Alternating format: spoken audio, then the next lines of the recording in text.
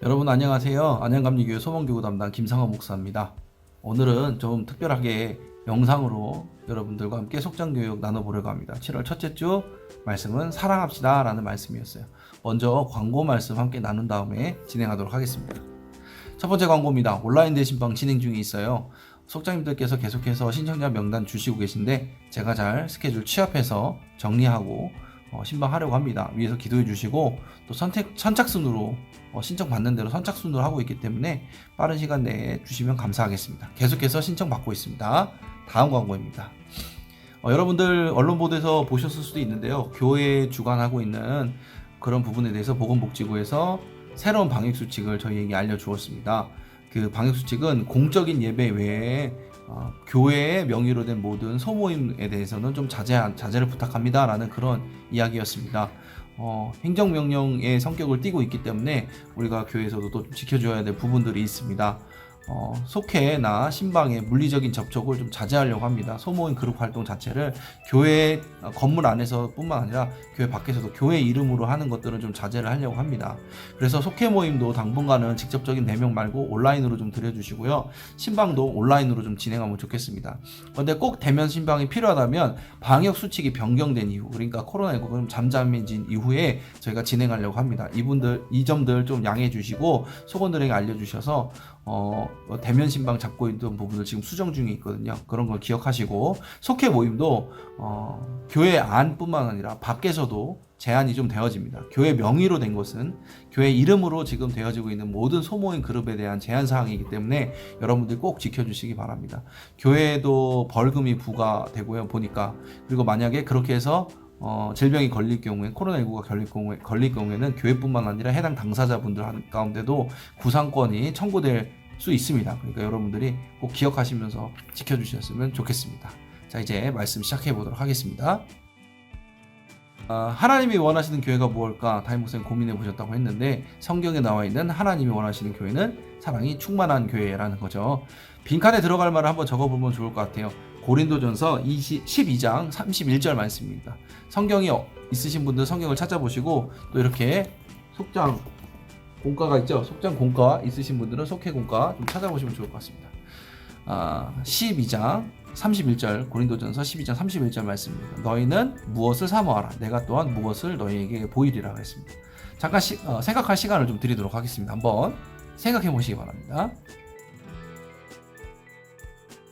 네, 생각해 보셨나요? 답은 이렇습니다. 너희는 더욱 큰 은사를 사모하라. 내가 또한 가장 좋은 일을 너희에게 보이리라. 맞습니다. 사랑이 가장 큰 은사죠. 사람들은 병이 회복되어지거나 치유의 은사 혹은 방언의 은사, 방언 통변의 은사 이런 것들을 가장 큰 은사라고 하지만 아닙니다. 그런 눈에 보이는 이적이 아니라 정말 중요한 것은 사랑이라는 거죠. 예수님께서 가장 사랑의 은사가 충만한 분이셨지 않을까 생각을 해봅니다. 하늘 보좌를 버리고 이 땅에 내려오시고 그것뿐만 아니라 십자가를 지시고 죽음까지 내려가신 우리의 하나님이시죠. 그런 예수님을 보면요, 사랑이 가장 큰 은사라는 것이 느껴지게 됩니다. 다음을 볼게요. 초대 그리스도인들은요, 사랑을 실천하는 사람이었어요. 사랑으로 유명한 사람이었어요. 문제 2번 볼게요. 초대교회 당시 전염병이 창궐하는 시대에서 그리스도인은 사랑을 실천했다고 합니다. 그리스도인들은 전염병으로 죽은 사람의 장례를 치고 주거나 병에 걸린 사람들을 돌보기까지 했습니다. 자신이 죽을 수도 있는데 자신의 생명을 구하지 않았던 거죠. 그러한 그리스도인들을 당시 사람들은 파라볼로노이라고 불렀다고 합니다. 여기서 파라볼로노이는 무슨 뜻일까요? 라는 질문입니다. 설교를 잘 들으셨던 분들은 아실 수 있습니다. 생각해보는 시간 또 드리겠습니다. 생각해보세요. 자, 생각해보셨나요? 답을 볼게요. 자, 파라볼로노이는 위험을 무릅쓴 사람들이라는 뜻입니다. 사랑은 뭐예요? 위험을 무릅쓰는 거죠. 예수님도 위험을 무릅쓰셨습니다. 십자가를 무릅쓰셨다는 거죠. 진정한 그리스도인은요, 말로만 사랑하지 않습니다. 정말 위험을 무릅쓰고 사랑하게 된다는 것이죠. 그게 우리의 그리스도를 믿는 사람들의 증거라는 것입니다. 사랑이 없으면 어떨까요? 고린도전서 13장 1절에 이렇게 나와 있어요. 내가 사람의 방언과 천사의 말을 할지라도 사랑이 없으면 소리나는 구리와 울리는 꽹과리가 되고 이렇게 말합니다. 사랑이 없는 기도는요, 시끄럽다는 거죠. 기도 소리 자체가 시끄럽다기보다 이런 거죠. 말은 많고 기도는 열심히 하고 뭔가 영적인 능력이 있는 것 같지만 정작 그 사람이 그 공동체 안에 있으면 시끄러운 일들이 발생하게 된다는 거죠. 내가 기도를 더 많이 하니까 내가 영적인 것을 많이 알고 있어. 내가 기도를 더 많이 하니까 하나님 뜻에 더 가까워.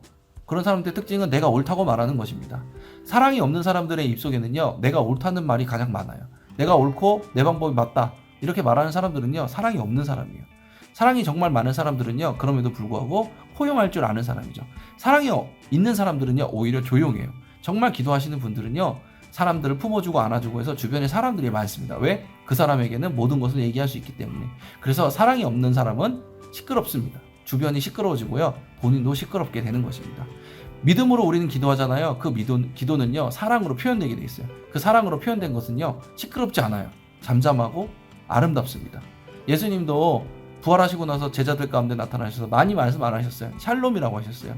평안이 너에게 있을지어다. 얼마나 아름다운 말입니까? 사랑하는 사람의, 그리고 사랑하는 사람의 기도는요, 그 기도의 효과는 잠잠하고 평안으로 다가오게 된다는 것입니다. 또 사랑이 없으면 어떨까요? 고린도전서 32장 2절 말씀입니다. 내가 예언하는 능력이 있어 모든 비밀과 모든 지식을 알고 또 삶을 옮길 만한 모든 믿음이 있을지라도 사랑이 없으면 내가 아무것도 아니요. 그렇게 성경은 말합니다. 사랑 없는 말씀은 잔소리예요. 그죠? 사랑이 있어야지 말씀도 말씀으로서 들어가는 거예요. 가정 예배 드리다가 잔소리하는 부모님들 참 많습니다. 근데 가정 예배 시간은 잔소리 시간이 아니에요. 말씀을 전해주고, 말씀이란 게 뭐예요? 하나님의 사랑을 전하는 시간이잖아요. 내가 너를 사랑하니까 이렇게 말하는 거야. 내가 조언 한마디 할게. 그거는요, 잔소리에 불과해요. 정말 사랑하는 사람의 말은요, 들려지게 되어 있어요. 그래서 이런 말씀을 한번 해봅니다. 말씀은요, 씨앗이잖아요. 말씀이 씨앗으로 사람에 심겨지면요, 믿음으로 자라게 되고요, 사랑으로 열매 맺고 사람들은 그 열매를 먹게 되는 것입니다. 말씀이라는 건 위력이 있는 게 그것이 바로 사랑의 씨앗이기 때문입니다. 자녀들에게 혹은 주변 사람들에게 전도를 하거나 말씀을 전해주고 싶다면 생각을 해보세요. 내 마음속에 정말 이 말씀을 전할 수 있는 사랑이 있는 것인가? 생각을 해보시기 바라요. 아무리 아름다운 노래도요, 안 좋은 스피커, 고장난 스피커로 전하면 시끄러울 뿐이에요. 우리는 아름다운 노래, 아름다운 말의 복음을 전하기 위해서 우리 입술의 스피커가 아름다워야 돼요. 먼저 우리 스피커가 좋아야 된다는 거예요. 그러려면 우리의 마음에 사랑이 많아야 된다는 거죠. 다음 볼게요. 사랑이 없으면 세 번째입니다. 내가 내게 있는 모든 것으로 구제하고 또 내 몸을 불사르게 내줄지라도 사랑이 없으면 내게 아무 유익이 없느니라. 고린도전서 13장 3절 말씀입니다. 사랑 없는 희생은 의미가 없다는 거죠. 사랑과 희생 똑같은 거 아닐까요? 하시는 분이 있는데 이렇게 생각해 보시면 돼요. 어른들이 자녀들을 키우다가요, 벽에 부딪힐 때가 와요. 그때가 언제예요? 사춘기 때예요. 자녀들이 사춘기 때가 되면요, 막 말을 듣지 않고 갑자기 사람이 막 달라집니다. 그러면은 부모들이 이런 말을 하게 됩니다. 내가 너를 어떻게 키웠는데, 이 말이 나오게 된다는 거죠. 근데 이 말 속에는 엄청난 함정이 숨어 있어요. 뭐예요? 내가 너를 위해 희생한 것이 내 의였다는 거죠. 그러니까 사랑 없는 희생은요, 자기 의로 남을 수밖에 없게 되는 거예요. 그냥 정말 내가 몸을 불사르게 사랑하면서 그것을 내준 거라면, 사랑으로 내준 거라면요, 내 머릿속에는 기억이 남지 않아요. 내가 언제 그랬지? 왜냐하면 그 사랑은 너무 당연했던 거니까. 사랑은요, 그런 거라잖아요. 아무리 주고 줘도 또 모자르지 않을까 걱정되는 게, 그게 사랑이라고 그러잖아요. 그런데 사랑 없는 희생은 어떤 것이냐? 자기 의라는 거예요. 내가 이만큼 해줬는데 왜 넌 이거밖에 못해? 내가 몸을 불사르게 내줬는데 넌 왜 나한테 이렇게 해주지 못해? 결국에는 자기 의만 남게 된다는 거죠. 성경에서는 말하죠. 가장 위험한 것이 자기 의다. 예수님께서 바리새인들을 경계하셨어요. 왜 그러셨을까요? 그 사람들은요, 내가 율법을 이렇게 지켰는데 라는 자기 의가 많았던 사람들이에요. 여러분, 사랑 없는 희생은 위험한 겁니다. 왜요? 그것이 자기 의가 되기 때문에. 그것은 천국과는 먼 것입니다. 그래서 여러분들 희생할 때도 생각하세요. 내가 이것이 나의 유익을 위해서, 내 만족을 위해서 희생하고 있는 게 아닌가 생각해 보세요. 사랑은요, 자기의 유익을 구치 않는다고 합니다. 사랑은요, 자기 의가 아닙니다. 당연히 줄 수 있는데도 더 모자라지 않는가 돌아보는 것이 사랑이라는 거죠. 여러분들 기억하시기 바랍니다. 그래서 나눔입니다.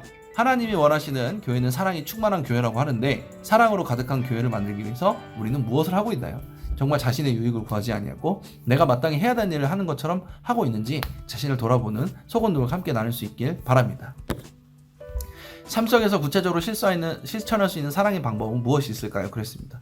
아까도 말씀드렸죠? 무엇인가를 할 때도 말 한마디라도 따뜻하게, 그리고 사랑이라는 명목으로 잔소리하지 않고, 정말 사랑은 포용하는 거라고 했잖아요. 그 사람의 말을 먼저 들어줄 수 있는 그런 방법도 될 수 있겠죠. 소원들과 함께 나눠보시기 바랍니다. 마지막 나눔입니다. 나와 불편한 관계에 있는 사람조차도 사랑하고 용서하기 위해 노력하고 있나요?